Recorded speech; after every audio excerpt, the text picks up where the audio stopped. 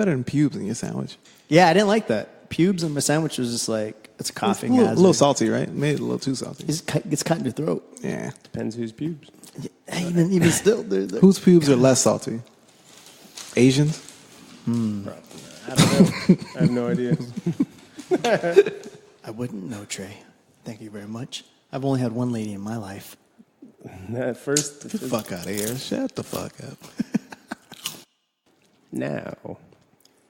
Dream on, dream away. Okay, there you go. Welcome to another episode of the Mystery Children Podcast. Stay forever. Yeah. I don't have any ballads for you, but I am P. Steve. Trey. How's it going, y'all? Hey, how you doing? You were talking about how, it's funny, we were talking about how kids are like, sometimes they're just complete assholes, like the people who they should be loving and who love them a lot. Jupi does the same thing, though, by the way. She's No, like, she doesn't. Yeah, she Jupi does. is No. amazingly Like to my mom, you ask my mom. My mom cordial with takes care of her like often, and like it's like once to 2 times a week. So like she'll have her the whole day.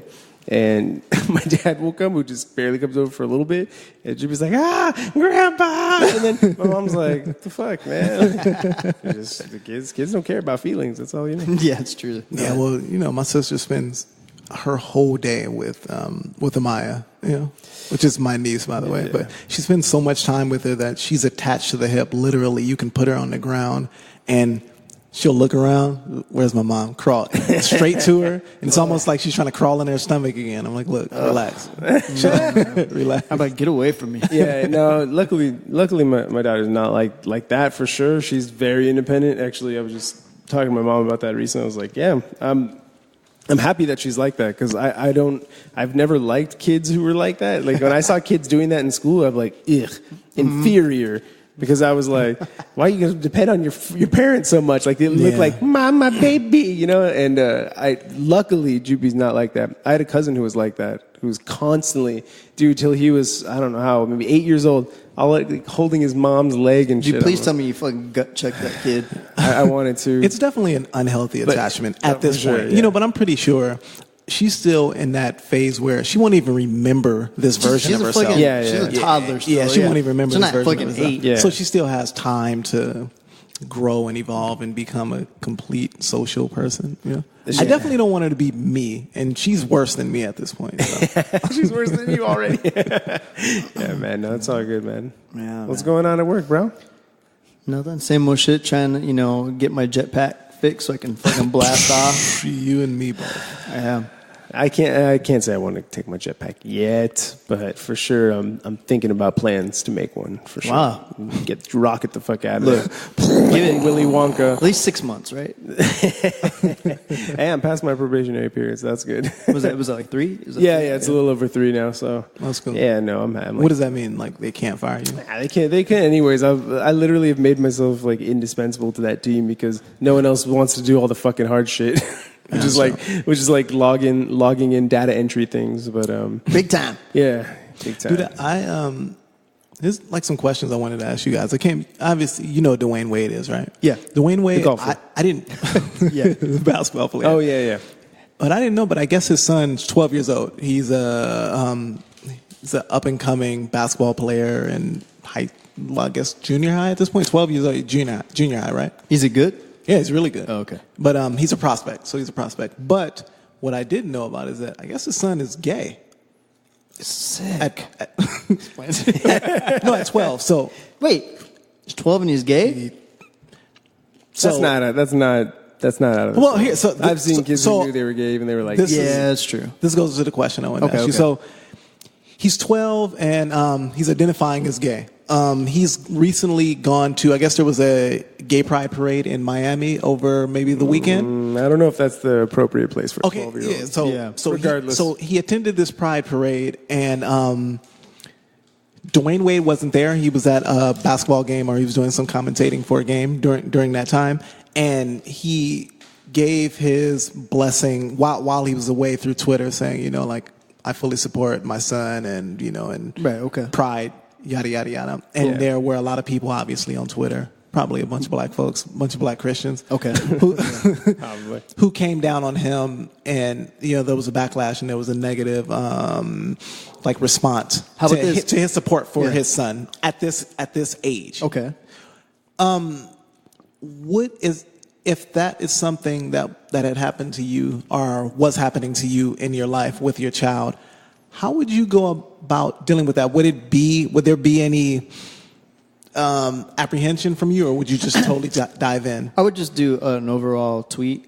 Everyone, mind your own fucking business. Which is what he did. Yeah, mind your own fucking business because, and to get a life. Don't worry about what I do with my kid. Well, I don't know that. I can't speak as a parent. I've never been a parent. Yeah. If I imagine everything, I don't know that I let my kid go to a gay pride thing just yet. Maybe when he turns 18. Then I'd be like, okay, then you can get into some fucking shenanigans, and that's cool. Yeah. I don't need anyone flirting with my... Not that people will. You know what I mean? It's not that kind of place. You know what I mean? They're Well, let me respond to that first, but real quick. Just because mind your fucking business, yes, I get that. But also, you're broadcasting to the world your personal life. That's true. You cannot expect people to not... Yeah, that's true. Because people have to have their opinions out there, Right. So, I mean, in that aspect, hey, If you put yourself out there... you're going to get, you're susceptible. You're then responsible for... I mean, you're not responsible, but I mean, you're going to get... You're going to get it. Don't expect not to get it. Yeah. And then I have another question that's intertwined with the first question, is that at 12, were you were physically attracted to women at 12, right? I don't know. I don't know if I cared that much. The thing is, I saw girls that I liked, and I was like, oh, I want her to be my girlfriend. But it wasn't like, oh, let me get my dick wet. You know what I mean? It was like I just like being around her, right? Yeah. Do you think if any of those women put that option on the table, you would have taken it as well? I wouldn't have. You wouldn't have. I know I wouldn't have. Well, this loser. So Yeah. I was taking him to Pound Town at 12. Yeah. The only reason why my mind wasn't there yet. Yeah. I know for a fact. I don't think my mind was there either. Using that information, can he say with 100% clarity, I'm gay at 12? Yeah. Shit, I don't know.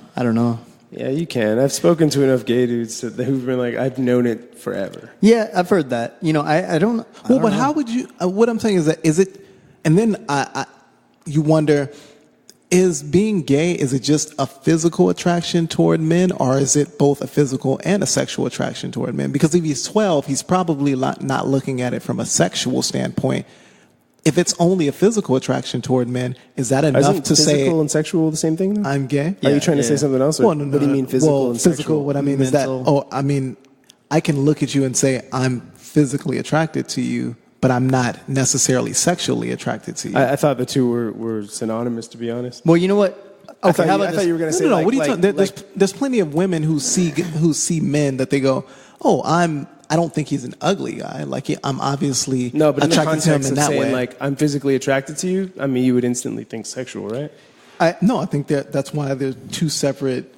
I thought you were going to say things. emotional, you know what I mean? Would they be attracted to them both emotionally and physically? I would think that would be a third thing. Can't you be exclusive? Can't there be an exclusive set of attractions for all three of those different things? I can be sexually attracted to you and not necessarily even physically. I mean, in terms of... Nah. You don't think so? No. No. I think those are two of the same things. So I think that you could be attracted to their physical attributes.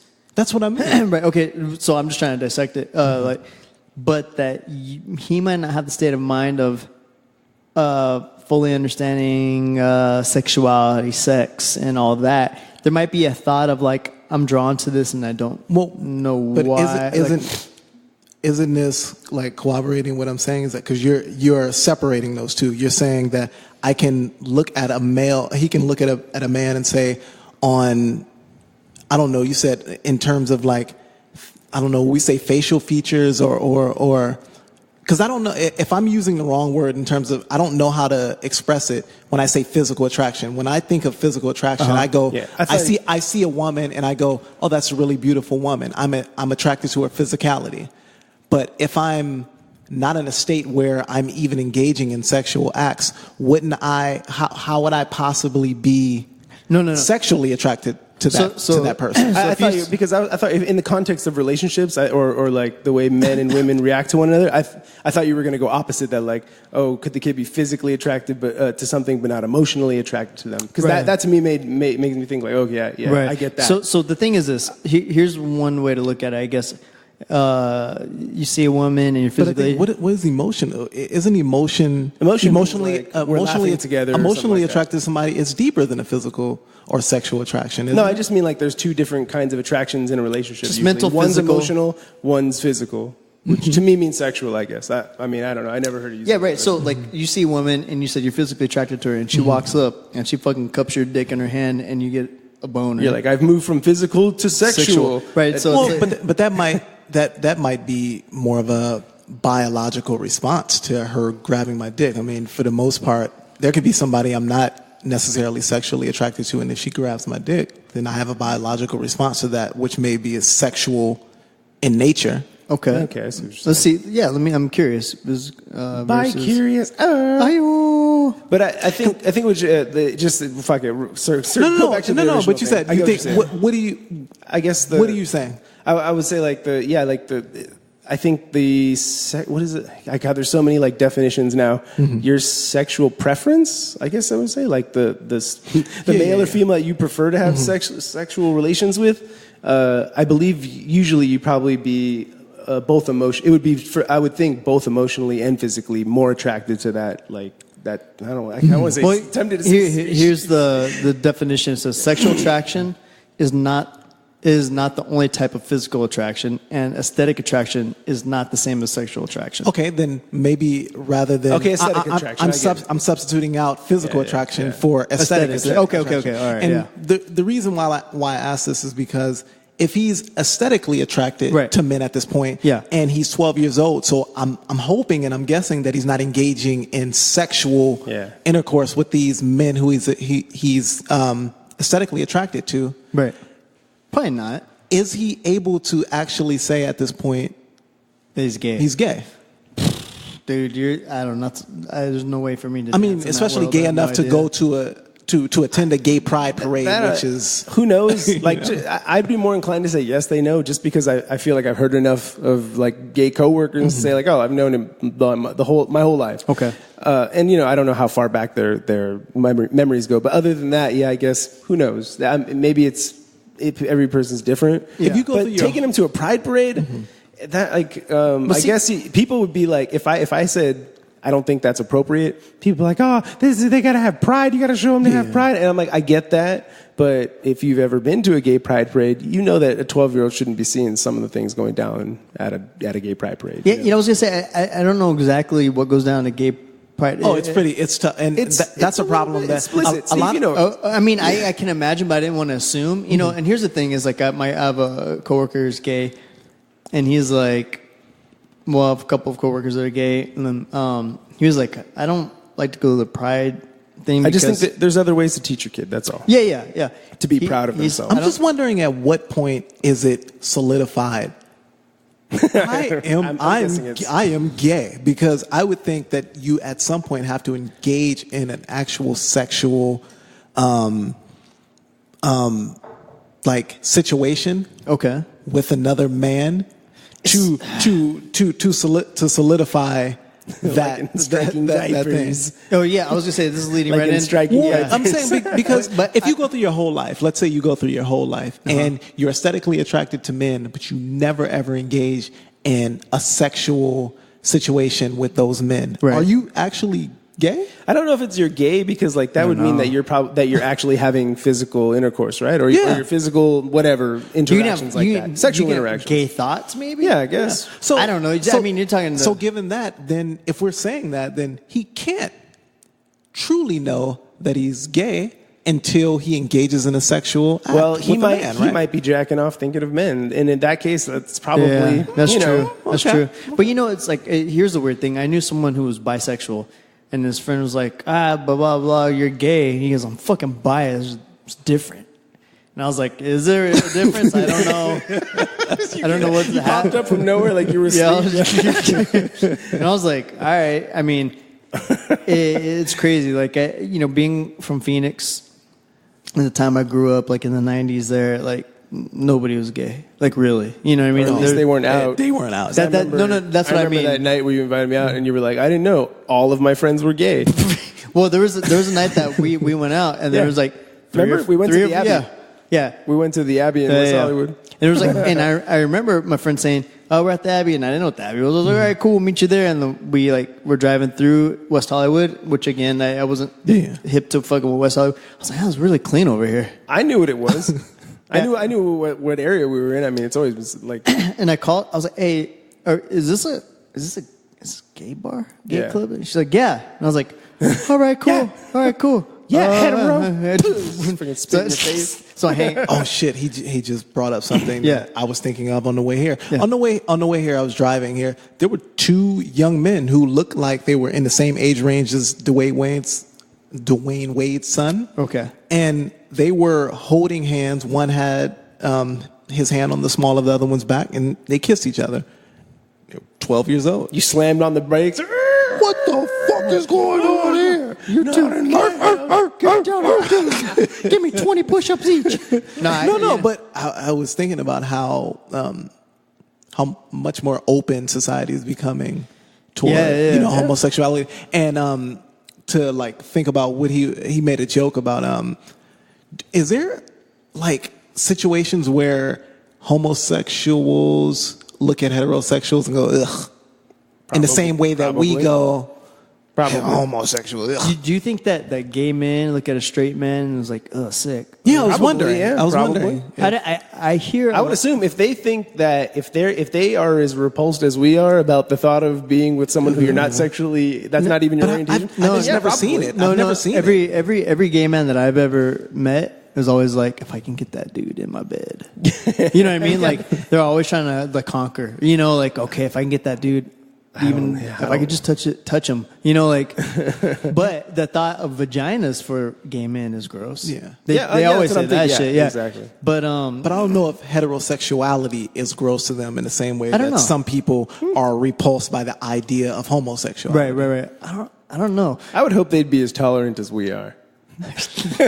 I'm sure. That's you know not, what? that's wrong. Totally bad. No, but by the way, just us going into that place at the Abbey, never been to a more respectful bar. Except that I got my ass pinched. Who cares? So what? So you got a little action that night. So. Yeah, I got a little action. That's disrespectful. Yeah, I get quite a few brushes against. If it was a woman. But it was fun. I was like, so what? Everyone here was really nice. People actually bumped into me. I was like, oh man, everyone was really fucking nice. No, you're right. It was fucking perfectly respectable. We also saw a straight porn star there. Yeah, we saw a straight porn star, and we saw a fucking jacked cholo there. I was like, what's this dude doing here? Oh, you fucking shit out of crazy, dude. But you know what though? Like, dude, I'll walk into a gay club like no fucking problem. Mm-hmm. You know, like. And the music was great too, by the way. Yeah, a lot of great dance moves. Much better dances. A lot of good fashion. What type of music? Like 90s pop just dance? Like house, like real fucking shit that's fun to dance to. Yeah, can I tell you though?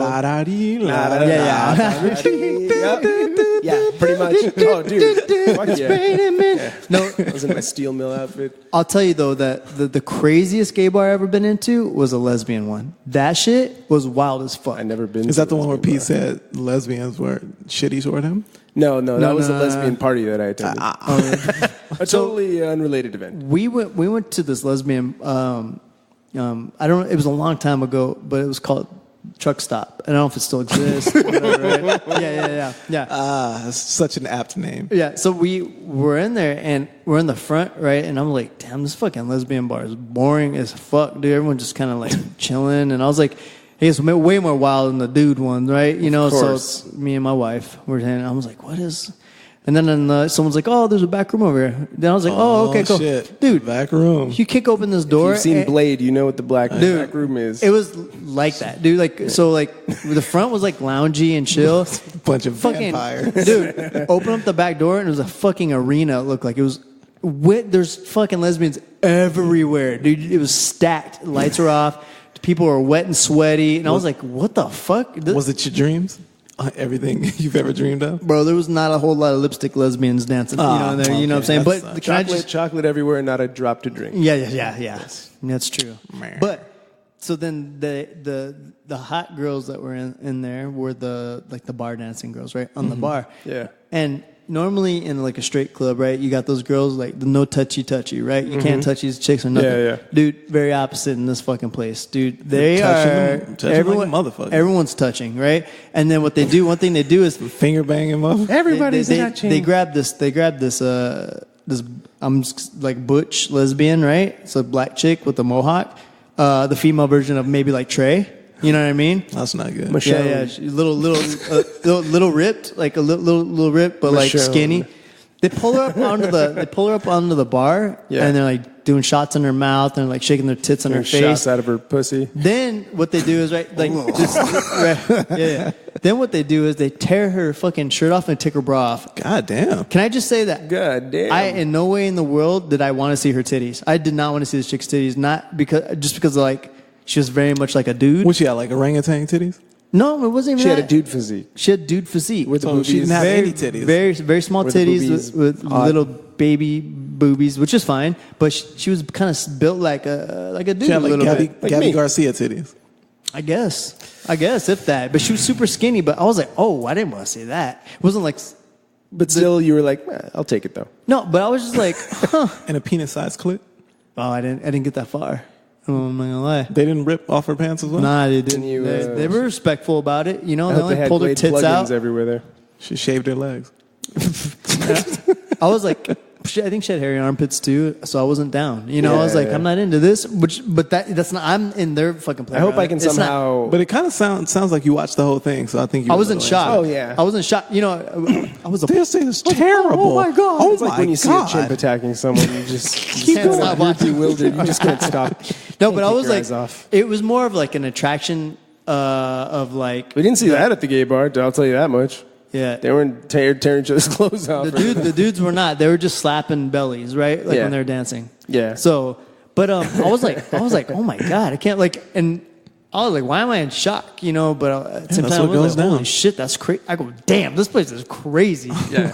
they do not give a fuck in the lesbian bar, dude. You know. It was fun though. No, we had a good time, and I was just like, okay, it was entertaining, but Yeah. it wasn't an attraction for me. Like I was Yeah, like, I wasn't no, like, I gotcha. ooh, look at that chick who's kind of built like a dude with hairy armpits. They all like, look I'm like into Patton that shit. Oswalt. You're like,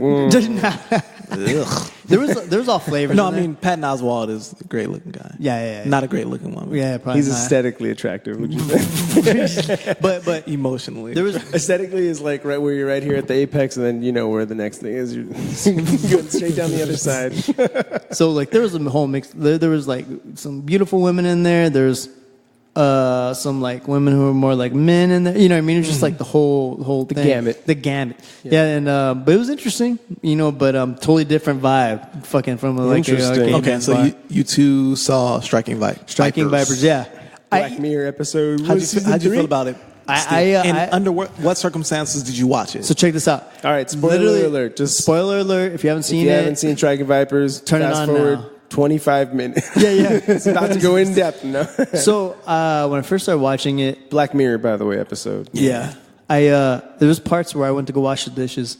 Not gonna lie. Oh, so you didn't see the whole thing? No, I saw. Or I saw. literally I literally couldn't- was like, you're I'm I can't do I'm this. gonna 5-step this direction over here because it's making me feel uncomfortable. Steve saw an all-black cast and was like, I can miss some of It this. made me feel uncomfortable I was- too, and that's why I recommended I was it. like, I think fuck- everybody needs to Fuck see it. this. I was like, Black Mirror's always fucking It my didn't head make up. me uncomfortable. I was just like, that's unreal. Yeah, Steve. I mean, no, I'm sorry, but P is extremely. Logical. Yeah, there you go. The Vulcan in me.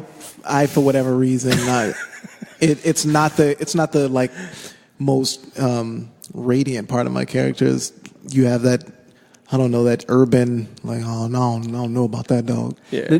They were. You know. So, right. what did you guys think?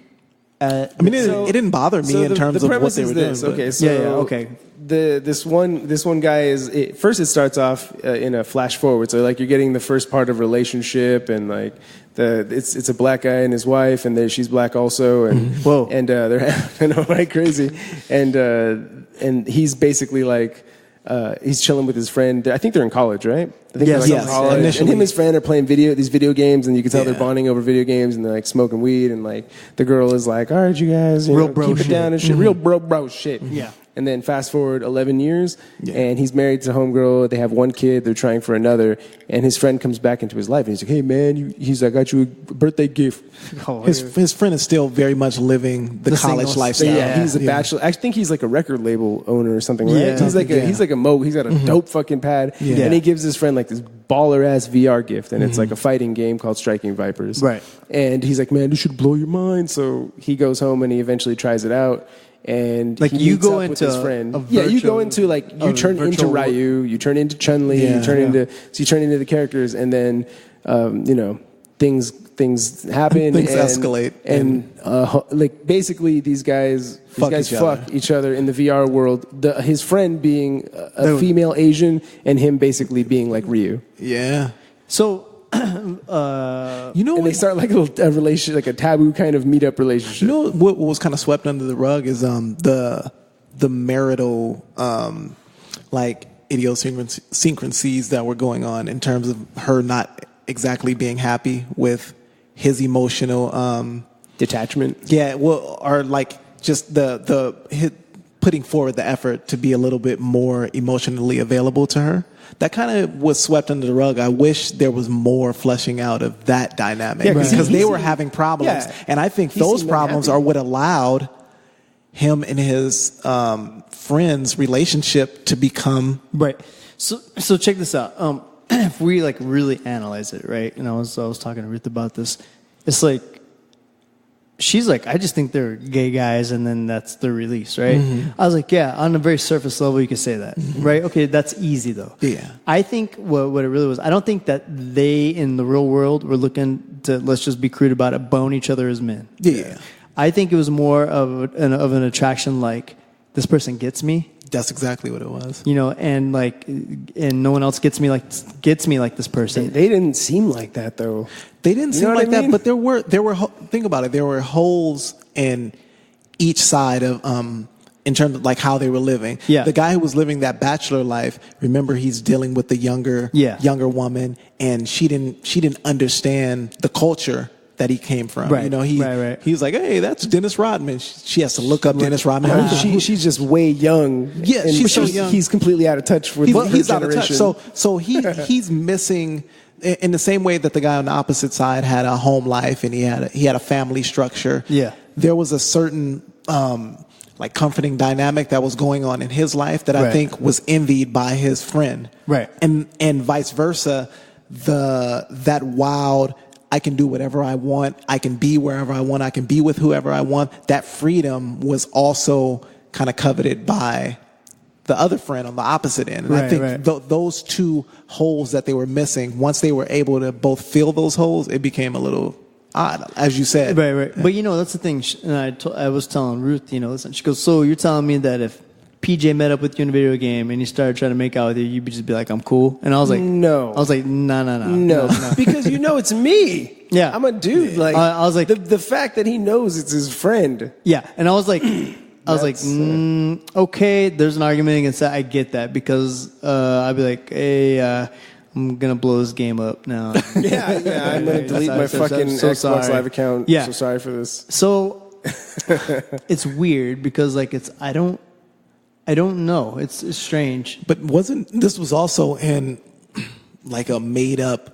world way much further in the future. Yeah. And it seems like this society is pushing toward instant gratification. So could it also be an indictment on how loose society is getting with like, look, I need to be happy ASAP. So this is making me happy, therefore But I'm going to try it. Here's the other Yeah. thing: his wife was banging, and she Yeah. was complaining through the whole thing about trying to get her body back, and she looked fantastic. Yeah, but Yeah. that's your Yeah. That's your idea of like that she's cool for you. That's the fucked up thing is that what's cool for you may not be cool for me, or it may not be fulfilling for Maybe me. we shouldn't also like say the ending, but that was not an equal trade off in the end. No, Because she could strike because out. she wasn't fucking. But That wasn't gonna give it. Well, I guess they weren't physically fucking either. I wasn't gonna give it.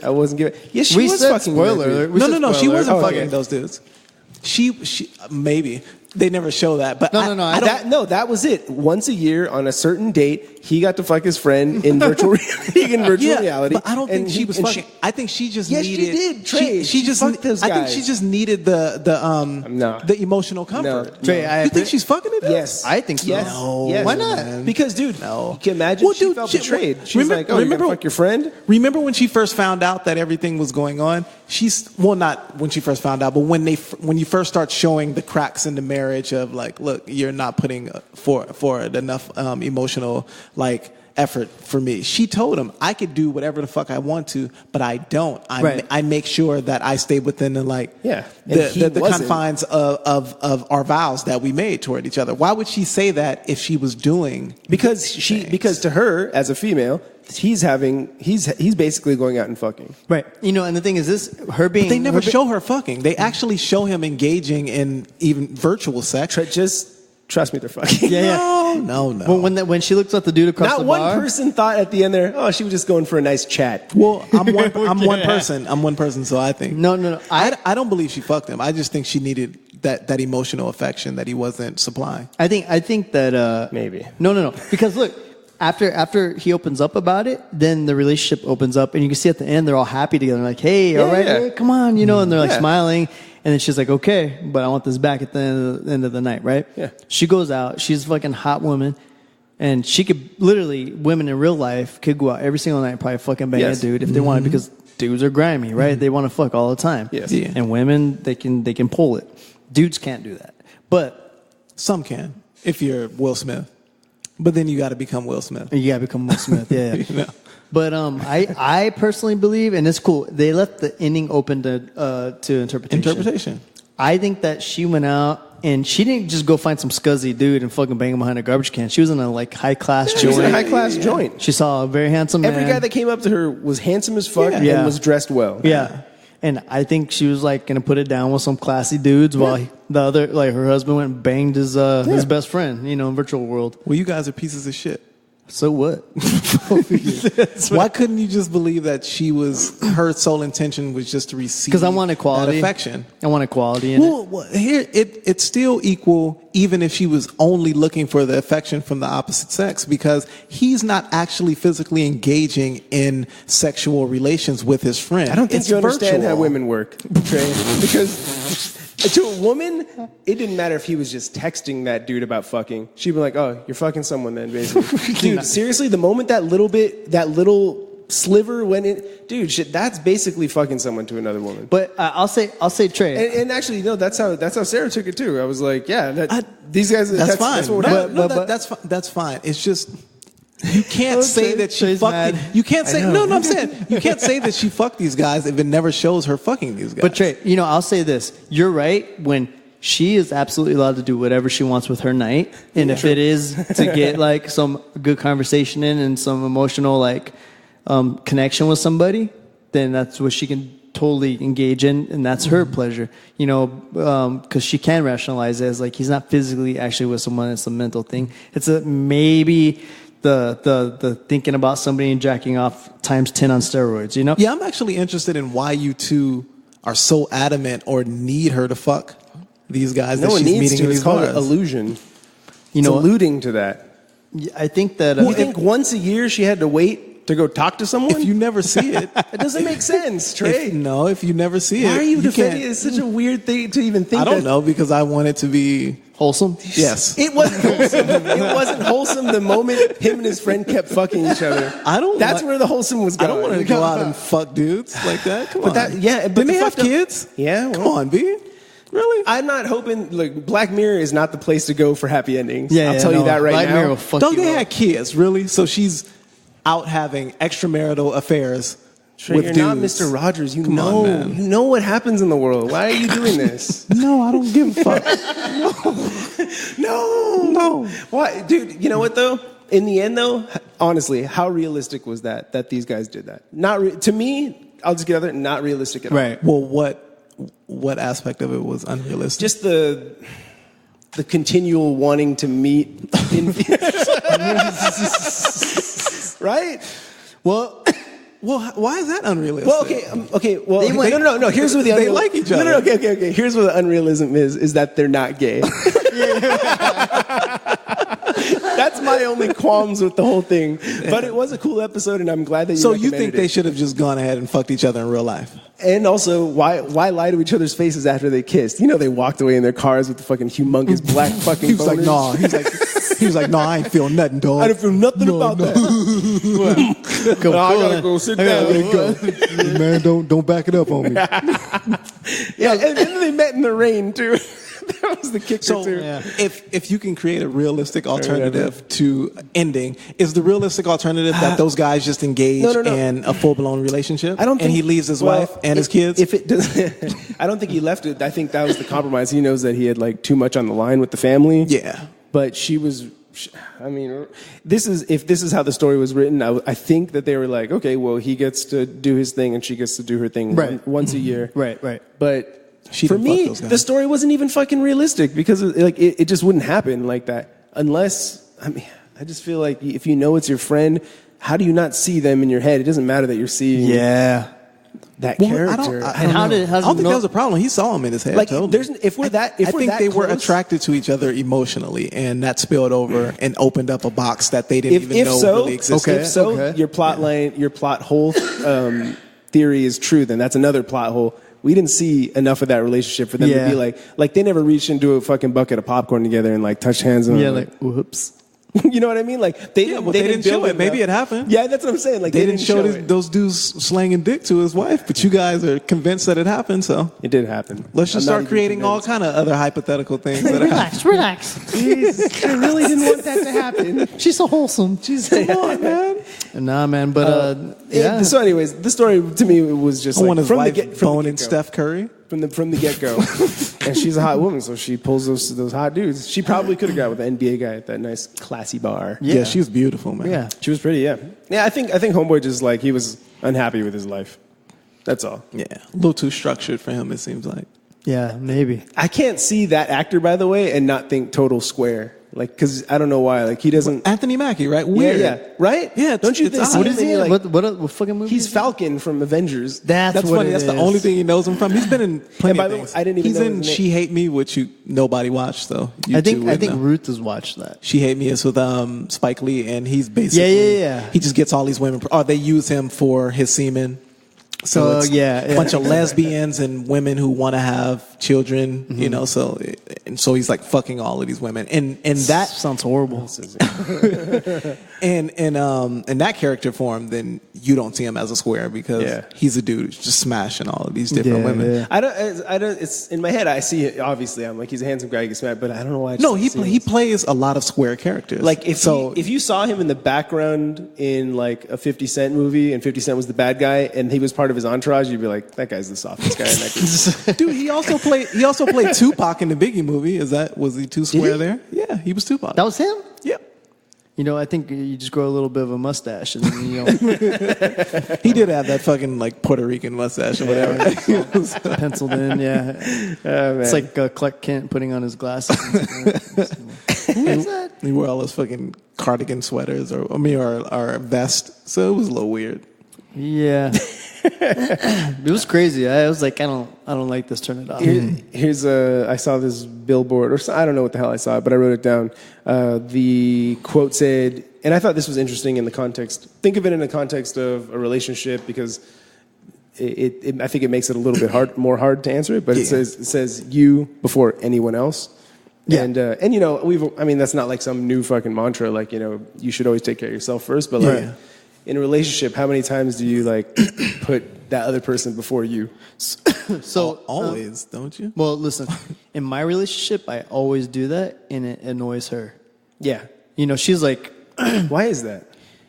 So check it out. In my brain, I'm thinking, I just want her to be happy, and I want her to have everything that she wants. In her brain, she thinks I'm being lazy and making her make all the decisions. Yeah. I was like, whoa, that's not how I was seeing things. But, okay. So, you want me to pick where we're going to eat? All right, we're going to eat here. I don't want that. Yeah, you two Okay. are in relationships. Explain to me why that's a problem. Because the small time I was in a relationship, that was a problem also in my relationship. In just the small time I was there, I experienced the exact same thing. Where she would say, "What do you want to eat?" And I'd be like, "I don't give a shit. Let's just pick a place." I need somebody to make decisions. You need to, Yeah. you need to decide Really? what you We're eat. really having an argument because I'm deferring to you about fucking eating. Can What I do you just wanna say eat? that if us three were sitting here and talking, I'm like, I don't know, what do you want? Yeah, you pick something. You'd be like, fucking cheeseburgers. Be like, all right, let's do it. You know what I Yeah. mean? Like, It'll just take one of us to make a decision, and then we'll do all it. go. You know, that's the thing. But if it, when it comes to a man, I can only speak in this context because this is what I know. A man and a woman, it's always like, oh, God, I don't know, you know, like it's a classic. And I'm like, well, you know, what do you feel like? And I'll say, okay, check this out. In the vicinity where we're at, we have this, and this, and I'll eat all of them. Yeah, and truly, you mean it. Yeah, and I really mean it. It's like, nah. I know. I always mean it. I'm like, really, literally, whatever. Like, I don't give a shit. And don't get me wrong, I have my times where I'm like, I don't want that. You know? Yeah, of course. I'm yeah. like, I was thinking more of this. Yeah, or I just had that. Or yeah, exactly. And then I'm cool. What the fucking cares? I hate it. It's the worst. So it's like, all right, so then we're going to go eat a Jersey Mike's. She fucking hates Jersey Mike's. I'm like, well, you telling me to pick. I'm picking that. Yeah. Fine, she'll go, and she's not happy about it, but she'll go. I'm like, you could have told me something that would be delicious to you, and we could be there right now, you know. But like, I'm just picking what's convenient. So, the truth is, I think most of the time is that they just want to be in the passenger seat, for these sort of fucking silly things, right? Yeah. They don't want to make decisions on silly things like, what do you want to go do tonight? You know, like, where do you want to go eat? What do you want to watch? What movie do you want to watch? Yeah. Like, they don't want to make those decisions at all. They want you to make all those decisions. But that shit is kind of frustrating and misleading. That well, at what point am I supposed to step in the background and allow you to be the new age, you know, independent woman that they you just do need it. to be? They just do it. And you're like, okay, we're gonna go do this. No, we're gonna go do this instead. And I'm like, okay, you know, like, so the thing is, it's like, excuse me. The thing is, like, at some point, I just want to be like, I'm just going to steamroll this whole thing. Here's what we're doing for the week. Here's what we're doing this weekend. Here's what we're doing. We're doing this and that. Yeah. And if there's any protest to it, I'm like, okay, well, then you pick. I don't know what I want to do. I'm like, blow my brains out. Yeah. But the thing is, she's not always like that. She's like that, but, like, she's the type of person who will know what she wants to do, and she always has plans. And then I'm also including those plans, even though I didn't know about them. You know what I mean? So that's just how the relationship is with most men and women, I think. Yeah. Yeah, I don't want to pick. I really don't. Unless I have a hankering for something, I never want to pick the food. You know, I mean, just I what do you want? have general Does it even cravings. matter to you? Nah, not really. Not really. It just depends. Like unless I've had it like recently, I'm like, I don't really want it. I'm not feeling that. Well, you know, but for the most part, truly, there are so many only so many places around your house that you want to go eat or that's feasible at the time. Yeah, and then that's it. It's like just pick one, please. Yeah, just something, you know, like. But don't get me wrong. There's some times where she wants some things, and I'm like, I don't fucking want that. I don't want that, you know. And if I really feel like the burn inside of me to say no, they'll say it. But for the most part, I just go with it. I'm just like, all right, cool. You know, whatever. You choke down your kale shake. Like my kale shake and then my tofu bar. Yes. Yeah. But we have similar tastes on the things that we eat. It's just there's times where she's like, just pick something, and I'm like, all right, cool, and we'll just go fucking get Chanos or like nachos or like, you know, something. I feel like as your family as your family grows, you know, I know you'll have kids at some point. I know, but like as your family grows, the time for you gets like gets shrunk down into nothingness, and like when you try and take those little tidbits of time, and you know, like you just can't, or something happens, like people's feelings get hurt when you're like, hey man, I'm just trying to have a little second for myself, you know. Well, you know, we talked about that, and I think we've learned from like family and friends who have had children or who have children. Yeah. Like, listen, each week, if possible, each one of us gets a day. I'll take on everything while you go and disappear for a while, so you can keep your sanity, reboot. Yeah, I'm perfectly fine with giving that time. Like friend time, whatever. But yeah, sometimes. And then vice versa. Boom, you do the same thing. You know, that's me talking from a person who's never had a kid before. You know, in just fantasy land right now. I don't know if that's real, but that's what we would try to do. God forbid this ever happens to either one of you, but if down the line, let's say 15 years, you know, you jump all of these ropes, you know, you're doing this balancing act to try to make sure your relationship is the best it could possibly be. Yeah. And then you get divorced. Are you bitter? You know, and then you think everything's real great. And then divorced. Your kids are developing into beautiful young adults, and then your wife is getting talked to at a bar. And then your wife gets Lyme disease while you fuck your friend in virtual reality. You know, I think that for me, coming from a home of 2 divorces, you know, like that, it's inevitable. No, that if she was the type of person, which I don't believe she is, but you know, and she wanted all this shit and wanted to take, the usual, like, I want this and I want that. I want your show roll. I want your albino preto gear. I want that fucking. I want all your spats. I want all your grappling gear. Yeah, I'd be like, take it all. Like, I'll walk out of here with the clothes on my back and I'll rebuild. I know, I want those too. Take them. Yeah, with the clothes off your back. Yeah. Take the motherfucking clothes off your back. I fucking hate you. Give me the clothes off your back. Yeah. Run that shit. I would just be like, you can have everything. So I go, Steve, I want your beard too. Yeah, cut that shit off right now. She makes him fucking cut the beard off. That's fucked up. And I'm like, hey, take the student debt too. This is all yours. Student debt. Take everything. That's great. I want the same. No. You can't take it back. Since you're taking shit, take the student debt. Take it all. But I don't believe that she would be that type of person. But even if she doesn't ask to take anything of monetary value, if you look back and you go, I mean, would you just look back and say, well, those were 15 happy years, and of course, I'm fine with that. Okay. Well, the fucking thing, like, when you stay with someone that long, and you can, and I know a lot of, I'm sure that, I don't know. Here's where I'll be extra positive. Here's where I'll be Mr. Positive. Yeah. Is I think that a lot of people who are divorced after that long, they leave knowing that, like, it was fucking amazing, and they still love that person. Right. I'm sure that, yeah. And they gave it their fucking best shot. They gave their best shot, and hey, it didn't work, you know? Yeah, A lot of people divorce after 30 years. Like, I hear a lot of divorces, and that number keeps coming up. 30. So I have 20 more to go. That's a long run. That's a really long run. That's a pretty good out run. Of here. I'm fucking 88 years old. I'm fucking out of here. I'm gonna go find I can barely walk to the fucking door. Yeah. You're still here? Well, that's if you get give married. me my glasses so I can find my way out. That's if you get married late, you know? So you think about it, 30-year run, if you get married at 20, let's say you're young as shit. Yeah. You're 50 by the time that's a lot of time. What the fuck? How many people are you going to be fucking at 50? My daughter will be like silver 18 fox. and I'm like 50 something. It's crazy. I'm going to Pound Town. That's not too bad though. That's not too bad. That's so much older than your kid though. But you're working out, and so you shouldn't have any like cardiac problems. Yeah, I'm working out. I'm not eating ice cream every day. Fucking. No more of that shit. Yeah. I told one of this is my coworkers. I was like, man, once that kid comes out healthy, getting the chop. The whole dick. And he's like, what? I was like, dude, not my whole dick, bro. It's a vasectomy. Not a whole dick. I'm taking the whole dick off. He was like, what? I was like, yeah, man, just take the whole dick off. Yeah, that's an option nowadays. Just a ball sack. Yeah. Make sure that ain't making any kids. Make sure it stay tied. Yeah. Even if a little tiny it takes out, yeah. Like fucking Sean Wayne's. Yeah. Just 2 belly buttons. Yeah, man. No, but I don't know. Always take care of yourself is what I'm saying. Yeah, so like one conversation that we've had like this past week is that she's always saying like you gotta take care of you first because I'm always. That's the fucking sweetest thing I've ever heard. You hear that? She don't mean that shit. No, she's like you don't take care of yourself first. You can't take care of others, which is a classic, right? But is a classic. But she's really saying it. She's like you really have to start thinking about yourself even over me. Like you gotta think about yourself first. Because playing video games and ignoring her every day.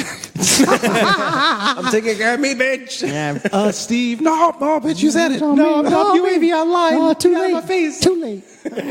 So like, she really wants me to. I guess I'm in a point in time in my life where I'm really trying to find the second me. You know, like I'm like, sorry. But I'm sorry. No. But like, It was so Hallmark. I was like, it was. But I get exactly. I mean, that's the only way to really say it because it's like, I don't know. Fuck. You're trying to find that new gear, like that new year, new you, right? Yeah, new year, new me. Yeah, Steve got all the gems. But I get it, though. I get it. But Steve, you didn't take a lot of time. Maybe it's not the second you. Maybe you're trying to find the actual you. How many days after work do you just go home? Monday and Friday. The rest of the time you doing jiu-jitsu. See, that's time you're so shit. Wait. No, but she's more emphasizing more of like go out and like look at a river, look at a stream. Yeah. Draw butterflies, shit like that. Steve, why don't you go look at some butt cheeks? Steve, why don't you go stand in the field? Because when it's raining. Done and done. Yeah. I'm out of here. You know what? It's more of this little background on it is like, she's like, look, you take time for yourself and you do nothing but jiu-jitsu. And that's cool if you want to be a fucking jiu-jitsu teacher. I'm all for it. I got your back. Yeah. But you don't want to be a jiu-jitsu teacher, right? And I'm like, no, I don't. So then, like, where does the time come in where you start working on your stuff, your career? Yeah. And that's where it's really at. You know what I mean? Like, when I say second me and I was a fucking cheesy ass shit. But it's like the real me, Trey, yes. No, I get it. That sacrifice is hard, though. I get it. Yeah. It's like, fuck. Because I feel like you've substituted.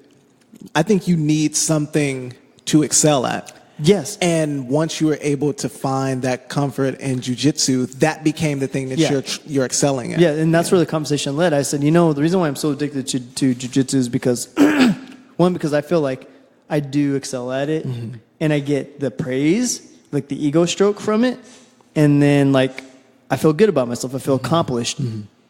But it's just a step outside of the video game situation. Yeah. Because, like, character-wise and physically, like, I'm building up. But, like, career-wise... Yeah. Steve, you better not get that fucking game. Oh, I know, man. Speaking of careers, Steve... Yeah, I know. So, I haven't played Call of Duty since I've been doing jiu-jitsu. Like, really. I cut off my Xbox Live. I haven't played in a long time. All right. It's like... I really need to, like, focus on other interests and, like, build that up. I don't want to be, like... So a customer came in, right? And she's like, so, what are you doing? Blah, blah, blah. God damn it. Excuse me. I was like, I was Someone like, well, give some milk. I was like, well, recently I was thinking, like, if I have kids, and they're like, hey, Dad, what did you do? Like, what's your career? Like, what are you doing? I wouldn't feel good, me personally. You put your mop back down into the bucket and you talk I'm like, to him? well, let me tell you, son. Yeah. I'm like, don't ask me a damn question again. I wouldn't feel too good being like, well, what I do is I fix the frames on art and I fix props for movies. Like, oh, that's cool. Like a painting. You can describe it in a noble way for sure. No, I get it. Though. I mean, I get it. That would only be him lying to himself and his child. Yeah. People got to clean the toilet, son. Someone's got to do it. Someone's got to do it. You know what? You're looking at him. And to be honest, janitorial work is lucrative. Shut up, Trey. It's not that bad. They make pretty good money. But no one wants to do it. I don't know how much they make, but they do fucking work hard. They work hard as shit. And it's not. It's very. Dog, I've come across janitor jobs. That's just like $70,000 job. You're going to be cleaning up $70,000 worth of shit. Hey, man. Hey, you got to do what you got to do. You know what? This world isn't perfect. And you know what? There's nothing. Truly. There's nothing wrong with doing that career. It's just like if you inside yourself you have something else you rather like. There's something you'd want to do. Yeah. You should do that. Oh, settle and settle for something else. Find a way. Yeah, find a way to make it happen. Yeah. So that's always on the front of my mind where I'm just like, all right, would you say you're the protagonist of your own story? I would say yes. All right. Yeah. But I don't know. This might all be part of the story. Yeah. Him figuring out, this is not what I want to do. This is not how I want my story to I think you've already figured it out. You know it. Yeah, I get you already know it. Yeah. Dragging yourself through the detour might just be part of the story. Oh, yeah. It was, there's that thing where it's... At least you want to believe that. Yeah. Just like the ending of Striking Vipers. As fucked up as it is, this week we went to go eat at this little spot, right? And there's this escalator, what was it? Like some suburb or something. It was all fucking like done up, right, all murdered out, and it was parked. The only car that was parked. Did you say escalator? Escalator. Shut up. Shut the fuck up. That's the escalator. And then I was like, I'm not gonna say anything. My stupid ass. You know, first I thought escalator, and then he said it was all murdered out, and I was like, I pictured an escalator. I pictured an escalator all blacked out. Wait. That's dope. I was like, Hold on. okay. When we go back to listen to it, Crush Velvet? Is that what it is? I was like, damn, that's a dope escalator. so the dude brought an escalator, right? If I said escalator, You sure did. Fucked up. Escalate, right? Escalate. Yeah. Go for it. Sorry. I was thinking my fucking thoughts while I was talking. Yeah. Thinking of an escalator. I was thinking of an escalator. Saw a nigga rolling the escalator You've seen him, right? They have him at the airport. on Venice Boulevard. They got That him shit at the was dope airport. as fuck. Oh god. No, an Escalade or Suburban, some bullshit, right? Yeah. And it was the only one that was parked fucking diagonal, right? Everyone else was parked regular style in this like tandem parking situation. Yeah. And I was like, dude, what a fucking dick. I was like, whatever, he's not blocking me in, it's fine. And so we sit down, and then Bruce's like, all right, let's play a game. I was like, I already know what game this is, and I already know who it is. It's that fucking table right there. Right? And then she's like, okay, let's see. And so when they got done eating, sure enough, it was their fucking bullshit, right? Mm-hmm. So we go to leave. Ask the question, Trey. I don't. It was mixed. It was mixed. It was black and it was white. Yeah. I was for sure you'd be like, what race were they? No. It was mixed black and white. One dude had a mock. Wait, the dude was mixed? No. Or he was with a white chick? There's a black dude. There's 4 or 5 dudes. The owner of the car was I don't know. Black. I don't. No. I don't know. And there were white women with him. Yeah. No. I don't know who the owner of the car was because they opened up the doors and they're all sitting in it. Yeah. And there was like 5 dudes, like 2 or 3 black dudes, like 2 white guys. Oh, okay. It was white dudes. Okay. Yeah. And one Were of the white dudes wig? No, I can't say that word.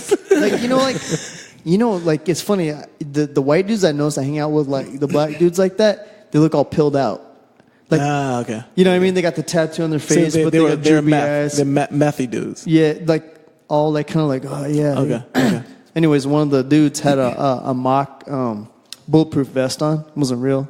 It's like some 50 Cent, like 2000. Yeah, some shit. Shit? Yeah. Okay. And How I was did like, you know it was a mock bulletproof vest? I tried to shoot him. Yeah. I shot him. He died. That shit didn't look. Well, it had like a name. I knew it was fake. Damn, car. Like some sort of name brand on that shit. Said Old Navy on it. But so then I was like, all right, let's start to get out of here. And then this dope ass Mercedes pulled up, like the 2-door Gullwing. I forget. Okay. I don't know the model of The it. McLaren. No. Was that? Sell something? Yeah. But it pulled up, and that shit parked sideways.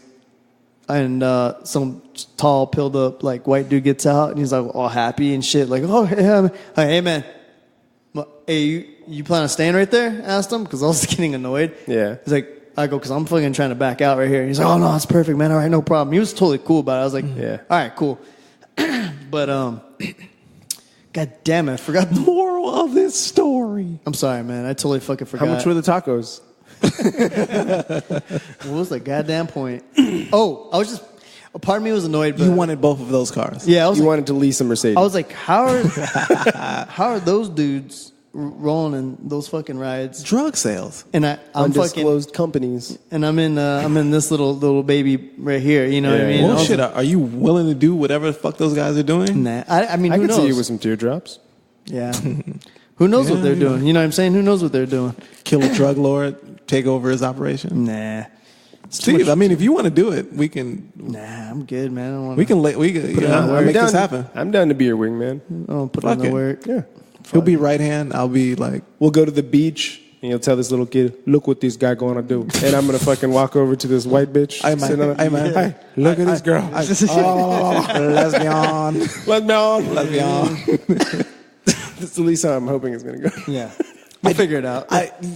You're not the only one who thinks that. Every now and then I'll look at people or I'll have interactions with people and I go, they don't seem that much smarter than me. Yeah. And then I look at I look at how they're living life, and I go, it's so much above my level of living. What the fuck are they doing? They're probably thinking the same thing about you.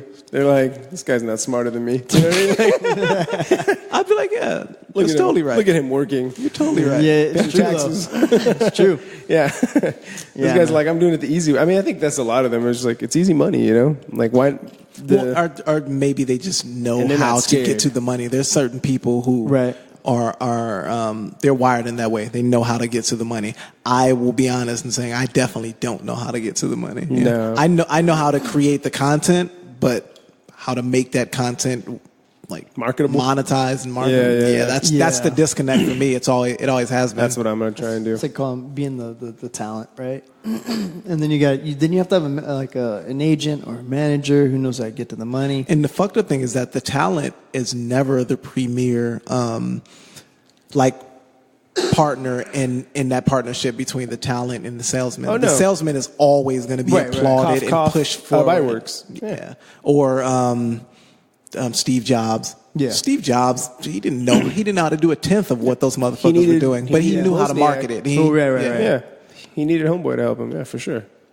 Yeah, man. That kind of sad. sucks Yeah, it because does. I've always been a person who champions the talent. I look for the guy Same. who can do this shit, because Yeah. if you can do it, I have respect for you. Yeah, absolutely. If you're just saying, "Hey man, he can do it," and we got this, whatever this thing is, and it's really great, I personally have been like, well, yeah, but you just talking though. Who's Yeah. the guy who's doing this? Who can Yeah. do that? Yeah. But I do realize that our society, I mean, they used to tell us this at Otis all the time. He used to say, God damn it, I used to have a teacher and I wanted to. I know what you're say his thinking. name. Not Monger, but there was another guy. Chapin. Not Chapin. Fuck Chapin. But anyway, there was another guy that Rush. I had. It wasn't Rush. He was an instructor, and he used to always say, when you start to make the top tier money, you won't be paid for work. Auckland. He used to say working the box. Jim No, Auckland. It's not Auckland. I'm going to name all of them. But he would say, you're not going to get paid for working the box. You're going to get paid for your ideas. Yeah. He was saying anybody can work the box. He was Yeah. like, anybody can fucking do the manual shit. Yeah. You just have to learn how to perform that task. Right. That doesn't mean anything. Right. He's saying the guy with the ideas, the guy who can sell these things, the guy who can make people believe that they need to consume these things, Right. he's always going to have the dominant position Right. in any partnership. Right. Work in the box. Work that box. I definitely can work the box. Little pink box. I was thinking of Jim. Every time I design, I think of Jim Auckland. So, as long as I'm alive, Jim Auckland's memory will. He had some will dope live on. ass shit that he imparted on us. He sure did. Yeah, he's a fucking great illustrator. Super talented. He's the first dude who used to tell me, because I remember when we first started, you just grab fucking images from Google and you'd be like, oh, okay, you configure them, and then you'd give it to him, and he'd go, yeah, this is really cool, but anybody can go grab these exact same images and configure them exactly the way you just did. Okay. Yeah. And then they become a comparable designer. He was saying the idea is to draw from yourself and do something that another person can't do possibly because right. they're not you. Right, So, right. and I understood what he meant after that. Like, Right. oh, okay, cool. It's the reason I even draw handmade letter forms at this point, because Right. even if a person tries to pantomime that shit, they're not going to get it exactly the way I do it, because Right. I'm my own individual person. Yeah. Right. Remember when he came in and he tore everyone's shit off the wall?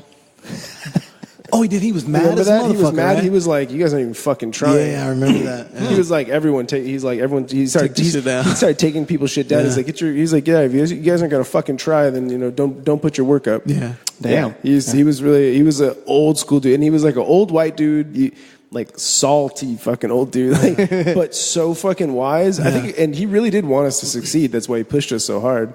But Remember, he was one of the dudes who he used to make fun of us, the graphic designers, over the illustrators, because he'd be like, "Yeah, anyone can get on a computer and make shit." He'd always talk shit, Yeah, he would tell us how. So he wanted us to push our hand drawing skills. Yeah. But he remember when was it him where we did did we do type posters with him? Where No, it was Jen. I remember, Jen. Remember, I had this dope ass like Baskerville type poster, but there was something that was cut off where I had tried to make this like what I thought was a hip decision and cut one of the letter forms slightly off, so you could see that it was like a 100, but it had like 1 0 and then like half a zero.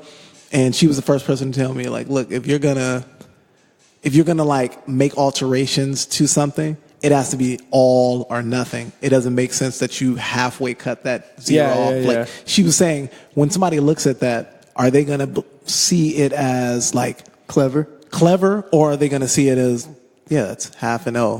Who gives a fuck? You know, so and I also realized there, like, oh, okay, if you're gonna make something different, you have to make it different. You know what? That's funny. That's what Jim was saying to me, and I was just gonna say that's when I'm designing and doing iterations of something.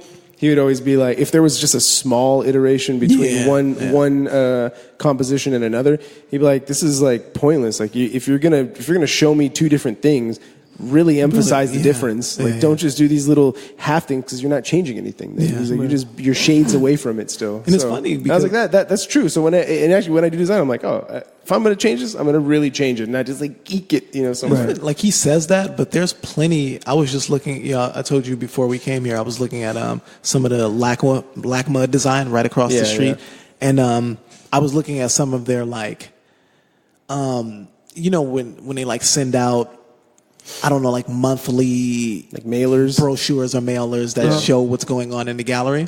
And all of them were very slightly different than the one that preceded it. Yeah. So wait, you talking about the LACMA logo or what? No. This was like the LACMA mailers. Yeah. So they would send, there might be one for summer 2000. I was seeing one for summer 2008. And the one for summer 2008 looked exactly like the one for spring 2008, except it was a different photo. And you go, that's exactly the same. Yeah. Is that more a marketing thing though? I think that's just it's a mailer. Like no one's trying to put in the fucking effort for that. You know what I mean? They're just like, just change the front and fucking it's the same shit this month as it was last month. So the thing about changing things slightly, they do that all the time in fashion, right? But here's the thing. I think there's a point to where you can actually fuck up the design by really changing it. And at the same time, though, it's subjective, I guess, what really changing something is. It depends completely on what exactly we're talking about. Yeah. So the thing is this, there's things that are classics that you can throw a change on, but if you go too far to the right or whatever, you can lose the essence of the nostalgia that's within it, and then people lose connection, right?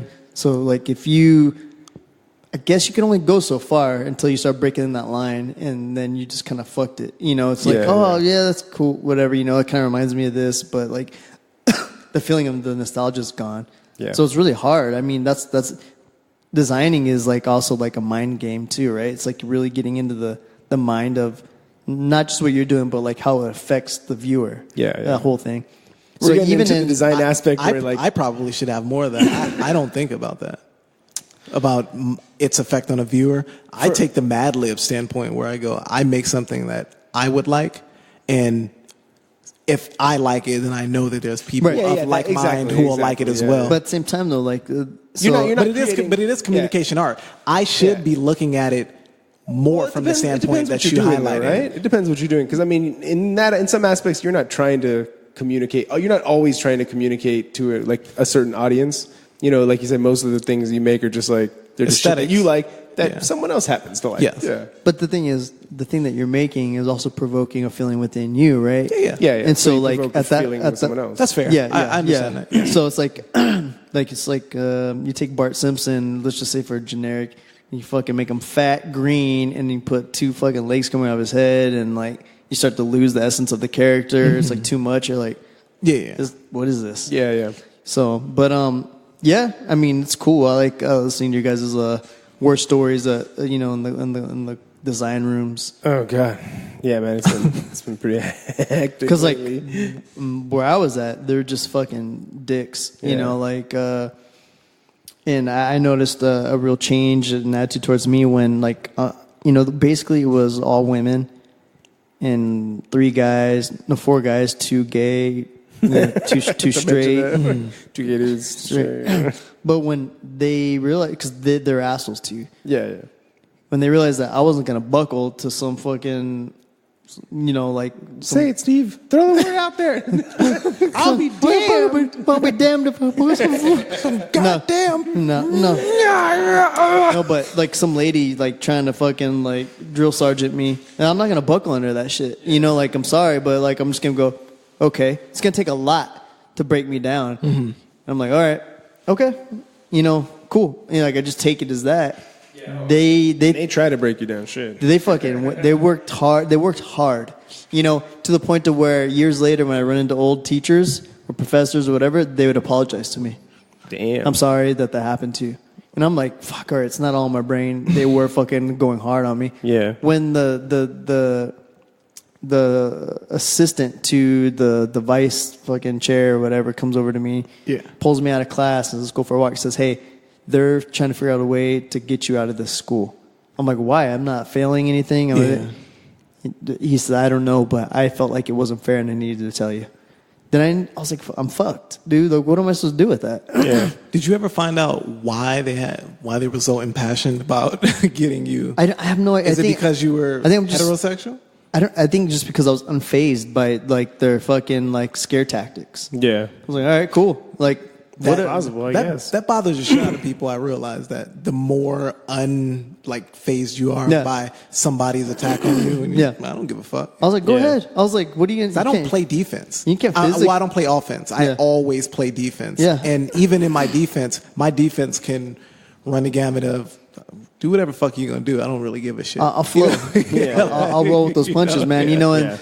And so it's like, even when I tried to get a hold of the dean to discuss it with him, dude, they were dodging me like crazy. That lady had to have missed days and days of work because I would just wait for her.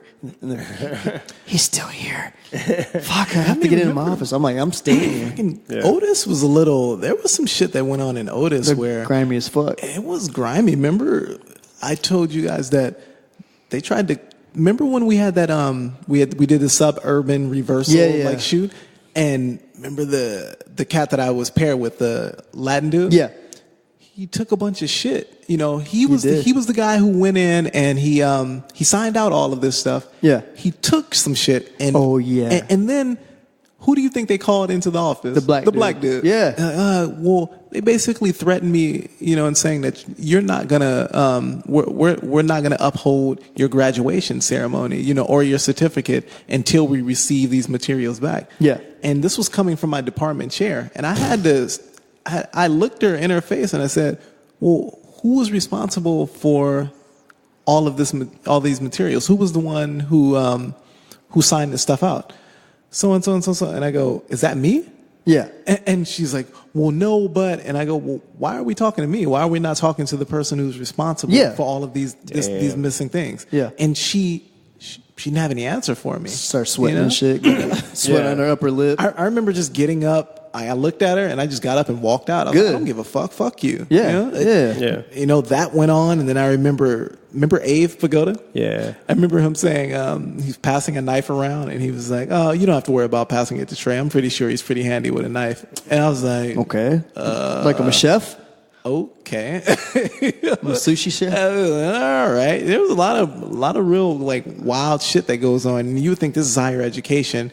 These trappings of fucking I don't know, Cro-Magnon society type thinking, wouldn't creep into higher education. But I guess we're all human beings, and so we still have these biases and these weird things that surface in odd places. You know what's crazy is that how your freshman year in foundation they let you dip into another thing to see if you liked it, I'm going into fashion, but I'm gonna take that class in product design. Just to see. And I did really well in product design. The teachers there or whatever professors there, they were super cool with me. Yeah. And they're like, oh yeah, this and that. And even when I said I'm going to fashion, they tried to stop me. And you should just come here. Dude, I would have been gold there. I straight up would have graduated with you guys. I would have been gold. I would have fucking been good. Pete, did you dip your hand in any other disciplines while we were at Otis? Because I think you were like straight, right? You went kind of. I was straight as an arrow. What did I do anything? I'm trying to think. I mean, I did like the other. I know we did silk screening. We did silk screening and letterpress, but that's in the same vein. Yeah. We did motion graphics. See, I took a bunch of motion graphics classes, and it's funny because you have that. I took motion graphics. You have that story about like finding that camaraderie in that alternate discipline. When I was in motion graphics, they saw me in a different way. When I was in graphic design classes, they're like, whatever. Nobody really gave a fuck about me. Right. They're like, hey, he's just like PJ's friend. Okay. He's just like PJ's friend. They're like, hey, where's PJ? And that actually happened many times when he wouldn't show up. Oh, where's P? Yeah. But when I was Trey would try to smile like, yeah, whatever. when I was in motion graphics, there would be instructors who would go, they'd be like, oh my God, like, I bet you they love you in graphic design. Like, you're really cool. And I'd look at them like, nah, B. Like, they don't give a flying shit about me over there. Yeah. And they said the same thing. They were like, dude, you should come over here. Like, you fit perfectly. And, Well, I was too hard-nosed about it when we did the Nike project, when Nike was coming in and everything, and I did my designs. And you did it. No, I'm just yeah. You did it. Oh yeah. And then, nobody helped you. No. So I did take that away from me. and Trey hooked me up with some dope graphics. And they threw them. They were like, ugh. Yeah. No, they're like, you did these? I was like, yeah. And they're like, no, I think I remember you telling me that everybody from your class was like, oh shit, those are dope. And then Nike's like, nah. No, that's not true. No, okay. No. The teacher was like, didn't believe me that I did them because I fucking didn't do them, right? But because they were dope, right? And he's like, all of a sudden you're like dope at like this thing. I'm like, yeah, that's me. I've always been that good. No big deal, right? Yeah. And so then, but what happened? So I was trying to work, or I don't know what the fuck happened, but I got kicked off the team of doing it. Dude, I was so relieved. Dude, I was like, oh. Because they were writing me fucking hard. Yeah. They're writing me so hard, you know, and then they took all my designs, fucking handed them out to other fucking students, and it said, hey, put your own spin on this. Wow. Put them on the wall, and as I was getting bitched out by one teacher, I was looking at the vice chair, fucking downloading my designs that I had in the corner. Yeah. She was just looking at them. She wouldn't walk away. I was like, look at her. She fucking loves that shit. Yeah. I was like, she fucking loves that shit, and they're about to give me the boot. Yeah. That's fucked up. And then what they do is they have you take your shit down before Nike shows up because they don't want Nike being like, that's dope. Yeah. Because that happened one time where like someone came in and was like, who is that's amazing. Who is it? And they're like, no, she's not. They're like, bring that person here. We're hiring them now. She's back on in the show. Yeah. So the company said, no, she's actually back in the show because we like what she's doing. Yeah. So they like tore my shit down, Yeah. gave it to other people, and sent me out of the room. Yeah. And then I was like pissed that happened, but I was so relieved because Yeah. I was so fucking done with that shit. Yeah. Oh, dude, there was the only shadiness that happened with me, which was also fucked up, was that at their like end of year review, like they asked certain students to for their work so that they could put it into the catalog. I remember and that. And I was like, shit. Yeah, but here's the thing: there was one, they never even told me that they used my work. And then two, and it was like several pieces. It was like maybe 3 pieces, and I was like, and all those works I got shitted on for for doing them because they were like, I don't know, they were like they were too far out. I don't know what the fuck it was. But either way, I just remember getting like flack for them, and they let you know there. And all of a sudden they're using them, and then all of a sudden they're using them as the end of the year like review, and I'm like, that's fucked up. Like, it's fucking bullshit. Yeah, you should talk to your teachers then, because those pieces in particular, I remember getting shit on like pretty badly for them, and it doesn't feel good when you have your work shit on by your teachers. Yeah. Do you remember our critiques that we would have, like our weekly critiques? Yeah. And somehow sometimes there would be an extreme air of favoritism. And you would look and you go, what the fuck? Yeah. Oh my God. See, everybody, come look at this. Yeah. This is so amazing. Yeah. This is so they hit the nail on the head. And me and P used to look at each other like, what the fuck? No, man. That shit was everywhere. That was over in the fashion department.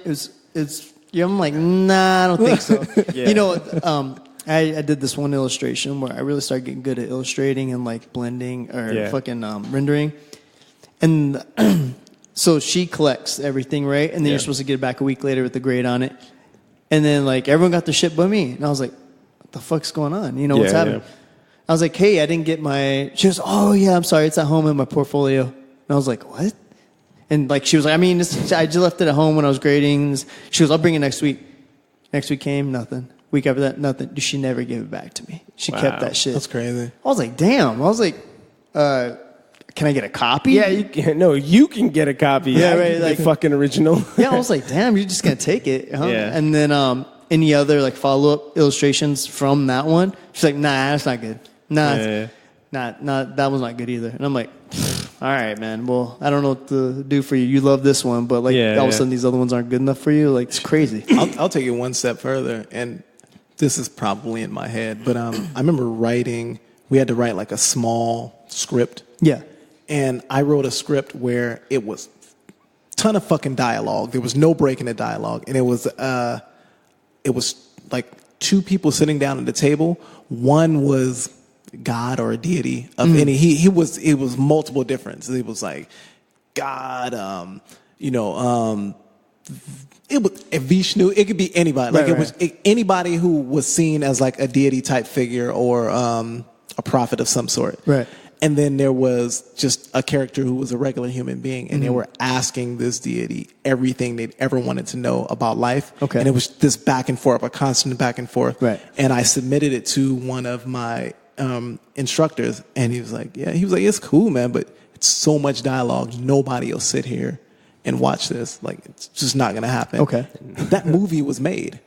I don't know if it was made by him. I don't know if he redid the script. Quentin Tarantino. But that movie was made, and it was, God, I can't remember. Who was the guy who played in Men in Black? He was Will Smith's. Oh, Tommy Lee? Tommy Lee, yeah. Tommy Lee. Yeah. It's Tommy Lee, and he's speaking to another character, and that character is a deity type figure, and the whole movie is them two sitting at a table speaking back and forth, and one person asking questions, the other responding to the questions in a fashion that only a deity could do. And I go, that's really interesting that before I submitted that was nowhere in existence, and now there's a full movie made of it, and it makes me feel like he might have been like, let's rewrite this. Yeah. Well, just maybe you could look at the credits, right? Because all those people worked in the industry. You know what I mean? Yeah, so, like, exactly. That's the fucking thing. Who knows, man? The thing is, like, when Nike came in, like, Nike paid them $1 million for the project that we were doing. Yeah. All that money goes straight to Otis, and the students get nothing for it. Nike takes all the designs, do what they please because they paid $1 million for all the designs. Yeah. And then everyone else could fuck off. And then so you're sitting there like, this is fun. What the fuck, man? What's that other cat you guys used to do a lot of projects with? He did a bunch of stuff with Converse. John Barbados. Yeah. That would have been dope, but I never got a chance to do that project. Okay. Yeah, because I left. Yeah. That's when I went to Woodbury after that, which was weird, man, because I went from a hardcore militant style type work ethic type of thing to Woodbury where like they barely knew at the time what they were doing with fashion. So I went in there like a fucking juggernaut and I fucking killed it, right? Yeah. Shoot fucking threes from half court. Easy. Yeah, dude, it was easy. It was crazy easy, right? So like I hated fashion at that point though. So when I went there I was like, I don't fucking care, dude. I just want to get my But they gave me so much freedom because there was so much there was just no structure. That I found my way back and I was like, damn, I love doing this shit again. And then I ended up going to Switzerland to do the fashion show, all that stuff, which was really dope. Now they have a very like good structured like fashion We'll take a powder break. Now that it's very structured and it's very good, as far as I know. So, but at the time I had gone, they didn't have anything really structured there, But it was good for me because I got to find myself again in the fashion world. So, but the second you. So technically, you'd be on the third you. The third me. It'd be a third you now. I'm just really trying to work on the third so many me years. right now. I'm really trying to work on the sixth and seventh me. If you get to like I'm thinking ahead. If you only think about the sixth, you can't really be prepared for the seventh. Fucking up. Yeah, you're really trying to get there, But That's yeah. crazy, man. That's crazy. Fashion's just from all the war stories that you told me about, like with people, just personalities and shit. and then I hear people telling me that they want to get in that. At various points in my life, I want to get into fashion. I was like, I think you're too nice for it, to be honest. But. Yeah, it's true. You know, like I have a friend who, she worked for a company, and then she she just couldn't take it anymore. Yeah. She fucking quit the job and traveled the world for a year and came back and was like, I don't know if I want to get into fashion anymore. She's good. Yeah. She's good, you know, but the people are so fucking insane. You know, most of the time it's like hard to work with them, you know? Yeah, I'm feeling that a little bit in my job. Like it's very much so corporate, and there's a lot of egos walking around for sure. I wonder if working for a smaller, like, let's just, lack of a better word, hip company is a good way to go. 10 people. I don't know, man. There's only like 10 people in my team, but but we handle a lot, though. Yeah, but I mean, it's a juggernaut where you're at. You know what I mean? So just you have like 10 people in one little section. Yeah. I mean, 10 people total that handle everything, I think is a better way to go for like morale. Oh, totally. Yeah, no. And yeah, I mean, morale-wise, I guess it just depends who you're working with. Yeah, there's always be a fucking dick, but you got to be one of the heads or one of the people who's fucking, you know, so good that you call the shots on certain things, you know? Yeah, just want to win the lottery so I can just leave. Yeah. Just leave. Just like, all right, peace, y'all. Hey, back. But, like you know, one to be your own boss isn't always the best thing, but it's also not bad either, you know? So it's like... It's a hard road when you want to go that route, when you want to be your own boss. Mm-hmm. And you're not... I don't think anyone's really... Well, some people are built for corporate life, and some people really enjoy it. I don't know how you would do like... I don't know how you would thrive and be like flourish and feel fantastic there, because it's a lot of things going on that are like detrimental to your health. Some people need that structure though, right? So we know people who are like in art school who are like, I'm technically sound, but I'm not. I don't have an imagination. Yeah, like they'll literally say that. I think the same for people. I was about to say someone's name from Otis. Yeah, you know, and like PJ and me. It's like, no, we're not. We're creative. We're imaginative. You're creative. I'm technically sound. I feel like. I think we're both pretty technically sound, and we have imaginations. I think it's. I don't know that. Here's what we don't have: the marketing. Yeah. We need a Walt Disney in our life. Yeah. So the thing is, it's like I feel like Hanna-Barbera. There's people who are technically sound, right? Which means those are the people who I need structure, and I need the structure to come from another source to let me know. Yeah, I'm sorry. What? Where I need structure from another source, and then I'll kill it. You know what I mean? You tell me what I need to do, I'll make it happen. I'll make it really well. I'm not gonna lie. I hit a fucking, like, maybe I'm not as technically sound as I thought it was. There was a logo yesterday that I was trying to break down, and the person who created it made it on so many layers and in such an odd way that literally it was like doing a Rubik's Cube with the Pathfinder. Oh. And I was like, I got it and I was like, oh shit, I have to break this down. I gave it to my lead designer, and he was like, dude, it took him maybe 15 or 20 minutes to get the colors separated using in Illustrator, and he was moving. So he's using a Wacom tablet. He's like zip zoop zip zoop zip zoop, and I'm like, oh my god, it's like watching someone like beat Centipede and like you know, it was amazing. And he was like, god damn it. And I was like, in your whole career here, I was like, have you ever sat that long on a logo? He's like, never. He's like, never, to dissect something, and he's been there for 8 years. That's crazy. Yeah, so I didn't feel so bad because it even challenged him. But when I saw it, in my head, like, I couldn't pull it apart the way I needed to. And I was like, really, literally How did you feel about that? Were you inspired to get your weight up? Because he was like, I've been using this program for a long time. I was like, so have I. I was like, but I've never had to use the processes to this fine of fucking tuning, you know? Yeah. And it was literally above me. But really, more so, it humbled me, and that made me think I'm not really that technically sound, because it really fucking confused me. Yeah. But I'm pretty sure there are probably things you can do with that program that he might be like. Oh, absolutely, yeah. No, totally. But he's really good, actually. He can make things on the fly. He's really good at Photoshop. I feel like they were like... Was he doing it with Photoshop or he was Illustrator and Photoshop, but like he put together stuff in Photoshop really fast, and I was like, damn, you're he's very technically sound in both, and I'm like, that's dope. I'd like to be there someday. You know? Yeah, man. There's always things to learn. Fuck, my allergies have been fucking kicking my ass. You two watching anything lately, like any series or anything? Dude, Ash versus Evil Dead. You were telling us about that. Dude, that shit's so hilarious. Master Chef season 28. Nice. Anybody? Is that a joke or that's serious? That's totally serious. I don't know what season it is, but I am watching it. The show I'm watching is so campy. Yeah, it's supposed to be, right? Evil Dead is always, that's their that's their thing, right? That's their thing, yeah. Hilarious. It's just over the top fucking violence. Like this car lands on this dude's face and does a peel out and just peels away layers of its face, and then it's just fucking hilarious. I love it, dude. And then like when the demons possess people, like they have a certain way about them where you're like, you kind of like them. You're like, fuck you, fucking asshole. And they're like, I'm not done with you yet, fat boy. You know, sort of things like that. You're like, oh my god. But is Barry still happening or is it done? I had the season, and they ended the season. Remember? Yeah, the end of the season. So I fell off. I haven't watched it. The season ended with Taekwondo, right? It was yeah. Oh, that was it? Yeah, that was it. Okay, then never mind. Yeah, I guess I did see it. No, you saw it. Remember we talked about it. Yeah, we talked about it. Yeah, no, it was there. Yeah, that show was done. Yeah. Until further notice. I'm glad Game of Thrones is over. Yeah. It's, funny thing so is that sad. No one even talks about it anymore. And it's so weekly. Because it's such a weak way. No one talks about it. Anticlimactic, right? So anticlimactic. It was just like went out like a whisper. Like it didn't go out with a bang at all. It was just like, okay. Yeah.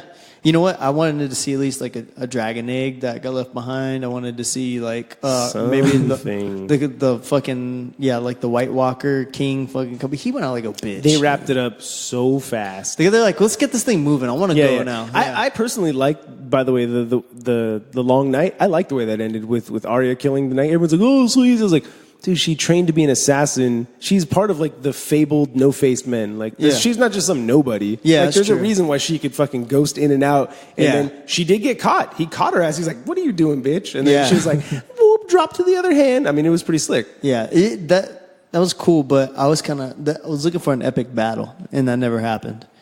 I mean, that between him, no, but it was an epic battle. Like this dude is like all the Dothraki were pushing out, thousands of them, and they just disappeared, and all their little fucking torches went out. Right, that was a cock tease. I was like, this is just the beginning of something fucking amazing about to happen. And then it was just like, and I was like, fuck. All right. Because the thing is like, I wanted to see... All black people are hearing right now. Let's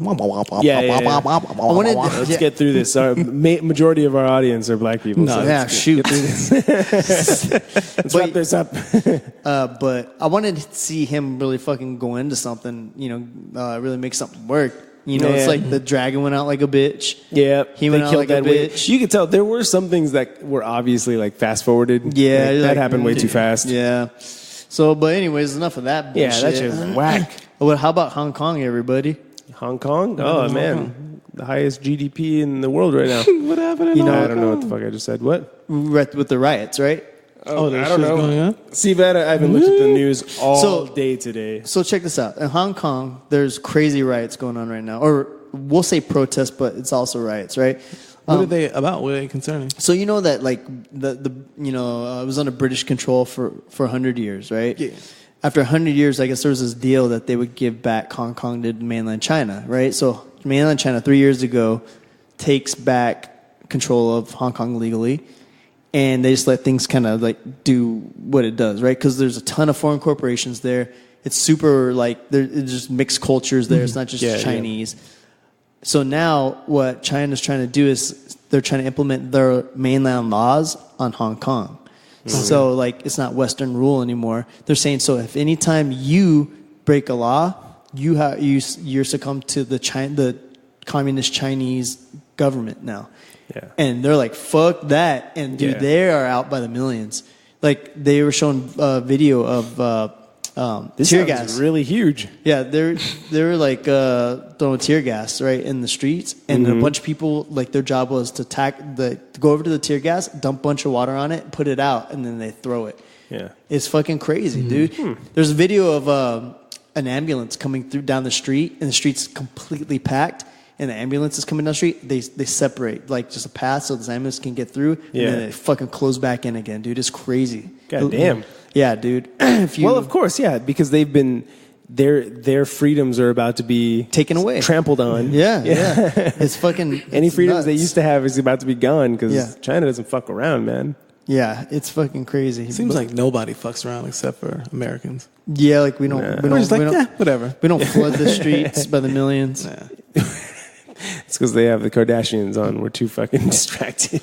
So fucking hilarious. Like, there'll be like chicks from my work. Like, soon as we hit like around lunchtime, Kardashians on their phone.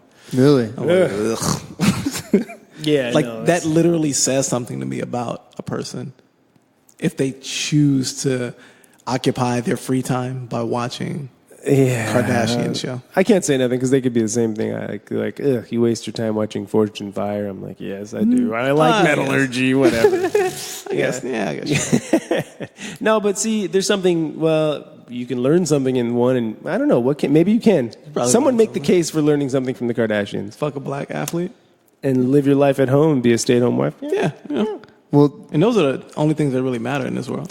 That's true. I heard of a coworker today like talking in that. Would you rather work for a living or fuck a black athlete?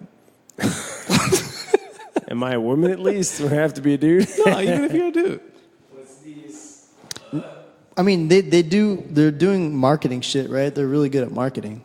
So we could say that. Right? They're making cash. Oh, okay. I thought you were talking about the Asians. No. Like, this is good marketing for Hong Kong. Come to beautiful Hong Kong. There's like tear gas flying all over the place. Yeah. But yeah, I mean, they're amazing at marketing. Yeah, that family is amazing. Well, the mother, they know how to make money. That's for sure. They were blessed with good looks. That's a good start. Yeah, to any marketing. Yeah, but I mean, nobody gave a fuck about that until the jump off with because it all started with Kim and Ray J. Yeah, it's true. Just fucked her on camera and then fucking blew up. Juggernaut of a career, America. And the funny thing is, they're bigger than the dude who fucked them on camera. Yeah, but isn't their actual father like an oil baron or something No, like that? he was a lawyer. He was a lawyer for the OJ. And he passed away. He just had crazy money just from being OJ killed a lawyer. OJ made his way after this guy killed that guy. Did you guys see OJ? Thanks for getting me off, brah. Choke the shit out of you. Did you guys see OJ's video? Which one? I saw it, but I didn't watch it. He's like, "Hi, Twitter world." Oh, I think it's about the crime scene video. Fucking I was like, weird. Yeah, that's pretty That's fucked up. definitely a guy who just got out of prison. Yeah. Hey, Twitter. Hey, Twitter world. The twits. And then I guess so. Supposedly, because I was listening to Rogan's podcast, and he was saying that some guy made a parody of like. I'm sure whatever. OJ's like, "Hey, Twitter world," and in the background he dubbed like some woman going, "Oh my God, help me!" Help me. Right? So that's fucking great. That's really funny. So then, like OJ replied to that video to him saying, "With 10 knives." Ooh. I'd be like, "Come at me, OJ. Come at me, bro. You're not gonna escape a second fucking conviction, bitch." Yeah. Every time I think about that, I mean, obviously he killed them. And that even makes it more scary because this dude was a regular dude and then he just turned into a ninja. Well, he wasn't a regular dude. He's an athlete, which is close to being a ninja. Nah, but dude. He's a giant 6'5", 260 pound ninja. He is a fucking ninja. He kills 2 grown-ass adults. Chops the head off. Nobody hears anything. Gets a drop of blood on him. There's sprinkles of blood. And then you look on the ground, the crime scene, blood everywhere. Again. How does he do this? Why'd he run, Trey? But where did he learn this How did he from? run 2,000 fucking yards in a game? I don't know. I believe he did it. Yeah, I'm but just saying, how the fuck did he do? I think after like when the case was going on. That's like you when we were leaving this younger. podcast and you murder everybody in this whole fucking place. Got to drop on my shoe. He's dropping my shoe. Fuck. I think people were saying he definitely did it, but he also might have hired someone to do it. I believe he hired somebody to do it. Probably was there while it happened, and that's how. Or maybe he was like picked up supervising the murder. Yeah, bitch. Stab her a little No, more. yeah, bitch. Because remember they found it in his car. They found the drops of blood in his car. Maybe he drove the person there, picked them up. Peace out. Yeah. Well, whatever happened, it was a sloppy job, right? Because they fucking cut the head off and like shit was everywhere. And, Left the dog. You know you got to shoot the dog. So sad. crazy. You got to chop the dog's head off. Oh, they needed all that shit. They should have asked the dog. The dog was a key witness there. Yeah. Look at the person.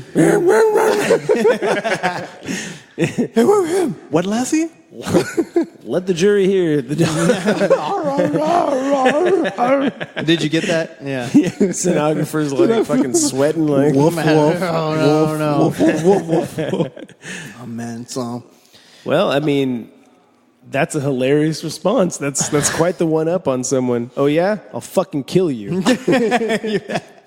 What are the last because I started to listen to the Kevin Lee episode of Joe Rogan, but I know it's old, right? I didn't even watch it. I didn't even listen to it because I have no interest in Kevin Lee as a fighter. Kevin Lee. He's a UFC fighter. Oh, no, I didn't listen to that one. I saw the last ones that I've like dove into was that one, and then also the one with Pops from John Witherspoon. John Witherspoon is son. Oh, shit. That one's a good yeah. one. That one's a pretty good one. Miss Pat is the one I'm on now. Okay, she's pretty dope. She's wild. A fucking crazy lady. wild as She's a shit. wild ass lady. Who is she? She's just like a hood. She's a hood mom. Comedian. She's like Tiffany Haddish's mother. You know what's funny that you say Tiffany Haddish? Guess who plays a veterinarian on Sesame Street? And like a few episodes ago, Tiffany Haddish. Yeah, that's fine. And I was like, that's hilarious that they have the most like ratchet fucking like in real life. She's super fucking hood. I mean, she's really nice from the hood. but she's Shit. from the hood, and she is totally unapologetic. And then in this thing, she's like, "Hi there, Mr. Worm." Yeah, she's being like all wholesome and like, Hey, "This bro, is you gotta awesome." make that money. No, and she is. She's smart. She's Gotta smart. Make that money. Yeah, she can be doing wild ass. And things, she's still living in the hood, so she's probably stacking that shit. I hope so. Shit, for her sake. Oh my god, yeah. For her sake. I heard her stand up was only so. That's just what I heard. It's kind of. She's probably funny, just in regular conversation. Yeah. I feel like that's how a lot of people are. Yeah. When comedians go broke. Netflix special. I'm not watching any other shows, but I don't think so. There's no shows going on right now. I feel like I've been that I'm watching catching things, up but on. nothing you two would even remotely be interested in. Is it more documentaries? Nah. It's not documentaries. It's just dumb shit. A bunch of dumb shit. A bunch of Twilight Zone shit. You said you weren't happy with Twilight Zone. You still watching it? No, actually, I told you I was happy with it. But I think it was, God, what's her name? Zazie Beetz? Zazie Beetz. She's the girlfriend on Atlanta. Yeah. Uh-huh. Yeah, so this girl. He's like, huh? I unfortunately only watched like 2 episodes of Atlanta. Okay, well, she's a girlfriend on Atlanta. Yeah, but got you. The newer episodes of the Twilight Zone, she's like the season finale. She's on the last episode, and it's really cool because I guess she's a writer, and she's in it. She's in the last episode. Jordan Peele is in the last episode, and I'm gonna like blank on his name, and I know I shouldn't, but Knocked Up. Seth Rogen. Seth. So they're all 3 of them are in it, and it's really cool because she's a screenplay writer, and she's writing on a show, and then her life becomes the screenplay. And there's like, it's called The Blurred Man. So there's like a blurry guy in the back, and he's chasing her down. This is fucking dope. So the guy is like chasing her down, and her life is starting to become a horror film, the horror film that she's actually writing. And then it does all these flashbacks of her watching the original Twilight Zone when she was a young girl. And the dope thing, I tipped the hat a little bit in Text P about it, but when the Blur Man comes into focus, he's fucking Rod Serling. He's a CGI version of Rod Serling from the original, the original host. Oh shit! No, the original host of the Twilight Zone. Yeah. It's Rod Serling, and he comes into focus, and he basically tells you like you've been living your whole life knowing that you're not a part of this reality. You're part of the other reality, the Twilight Zone. And so he ushers her, and she's like, well, where are we going? And he's like, you know where we're going. And he like ushers her into the Twilight Zone. I was like, it's so fucking dope. Yeah. Dude, I can recommend a show if you want to get really angry as a dude. 90 Day Fiance. Oh, I love that show. It's fucking hilarious. Dude. It's so sad. What the fuck, man? You know, there's not even as a dude. I like how you're just discovering it. What the fuck? There's this fucking guy. It's called International Women Prey on Loser Americans. Dude, there's this guy who was a successful like dude in the cannabis industry. And this Russian broad is just fucking just flaying this dude. Working this dude. Okay, here we go. Ready? So she wanted he feels like he should be the breadwinner. She should stay at home, right? She's like, I'm down with that. I like that shit, right? Because she's like gold digger all day. Yeah. So then she wants this fucking like $10,000 bag or something like that. And he's like, I'm not buying that for you. Yeah. And I said that with more authority than this man has on his whole body, right? Like this dude has nothing. He's like, no, you know. Yeah. She gets mad, right? So like, she has, his Apple ID password and all that shit. For some reason, he fucking like an idiot, and I'd punch him in the face. And I don't even know this dude for giving her that. Yeah. She got mad, so she reset his phone remotely from Russia. Gone. Oh, he's like, unlock my phone. Is that what he's telling her? Then she went in and she changed the email password. After she changed the email password, she emailed him saying, I canceled your ticket to Russia to come get me. I think I've seen that one. This is tough. And he's like pleading with her, right? Yeah, and he's like, and then he's been trying to call her, and she's not picking up. So finally she picks up, and she's like, I'm mad at you because you've been ignoring me. This ends with him strangling her, right? Huh? I said this ends with him strangling her. I hope so. Okay. And I haven't seen the end of it. He's a heavyset guy, right? Yeah, it pisses me off. That's the only way Yeah. this ends I'm like, fairly. I'm like, if I was your friend, I would stop being your friend because of I'd this. lose respect for you, that's for sure. In a major way. You gonna stop being his friend? Why don't you whip her ass? I would piss. How many times you can get his kicked in the fault. fucking balls? It's his fault. It's like, Hey, you gotta protect him, bro.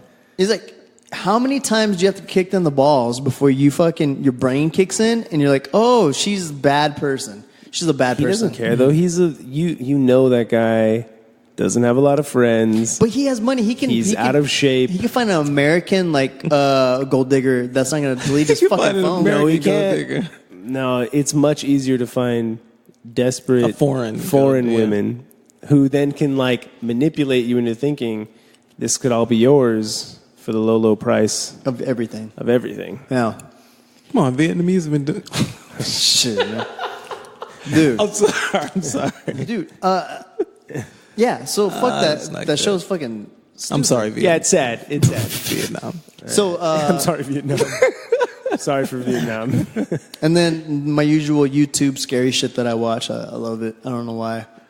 Fuck, there was not something that else in there. Oh, you know what? A recommendation there. I don't even know the name of it, but there is a YouTube series by Andrew Schultz. I know how much you hate Andrew Schultz. Oh, dude, Steve, it's fucking but annoying. He has a YouTube series where he gets like his closest friends they're all comics, and his comics of varying levels. Like it goes as high as fucking like Neil Brennan, and I don't know that.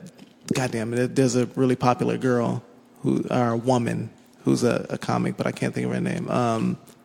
But anyway, like they come in with a general idea, like a joke idea, and it's a joke that they have kind of fleshed out, but it doesn't elicit as many laughs as they would like. Yeah. So they do like a round table symposium where they go, here's the joke.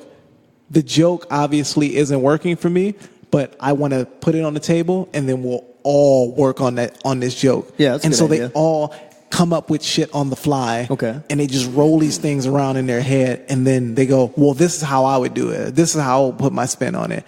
And it's really fucking cool to see that process, to see those dudes go, oh shit, like this is what I would say, or this is what I would say. Some of that shit is hilarious as a motherfucker. Yeah. And it's really like racial. Like it gets tough, you know. This is one dude who was saying, he said that he might have said, he said he went to see the Sistine Chapel.